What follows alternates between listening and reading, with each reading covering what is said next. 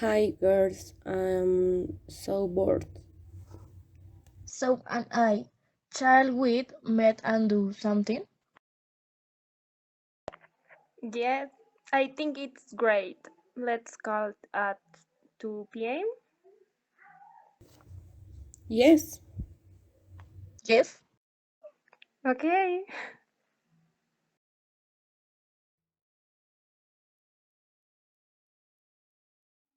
How boring. Let's do something. Mm, I know what we can do. Let's tell scary stories. yeah, let's create a story together.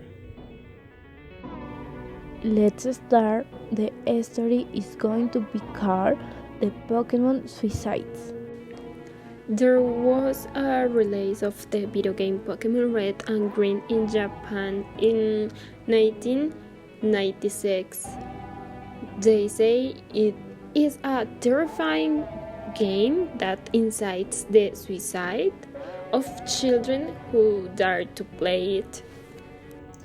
They say that during those years, some of the young people who played the game hanged themselves, threw themselves off tall buildings, and there were even some youth cut their wrists. What all this had in common was that they were all addicted to the red Pokemon game, and it is said that the music transmitted by this game called Pueblo La Banda incited to commit suicide.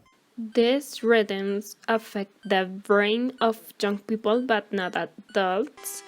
They say that in total there were 104 suicides of children between the age of 7 and 12. Some of the effects of this peculiar music were severe headaches, sleeping problems, nosebleeds, and a lot of depression. I read about the story of Kimiko, a boy who was 11 years old and learned about the game from one of his friends.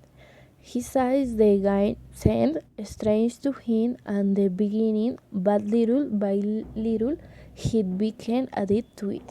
Yes, I also saw his interview. He tells how everyone in his class stopped attending, but no one told him why. It is something that seemed very strange to him, and he decided to study it. So he went to the house of one of his classmates, and when he arrived, he found him playing. It was there where he learned about the game.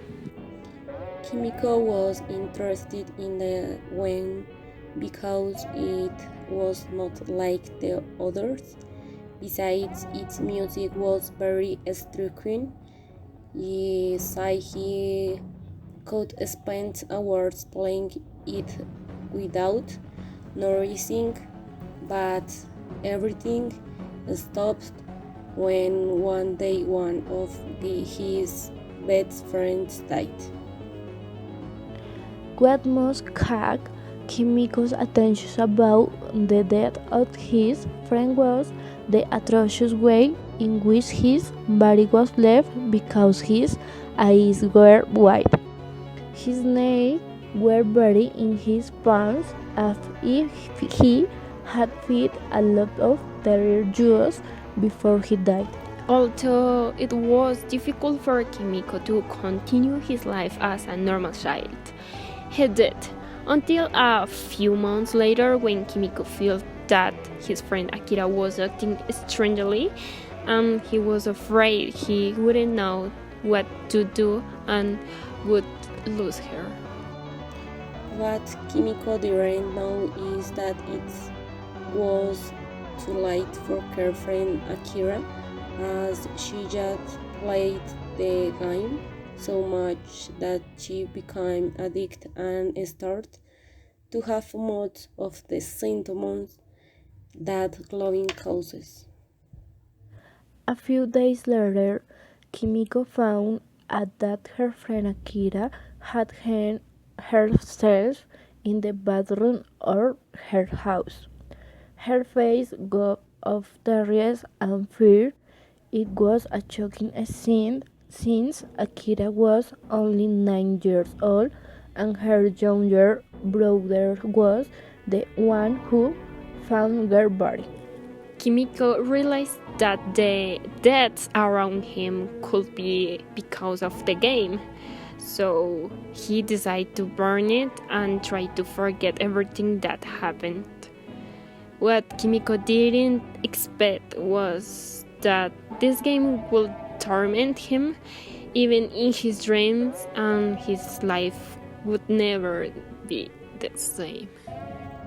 Although Kimiko was strong and helped other classmates to get rid of the game, he could not get it out of his head. At the age of 14, Kimiko decided to end his life by hanging himself from a tree very close to his house. The strangest thing is that his eyes were blindfolded and his mouth was covered. People rumor that this was a way to silence Kimiko because he heard the other children to get rid of the game. They also say that in Japan, children who are addicted to video games are often shown Kimiko as a warning that it could end badly.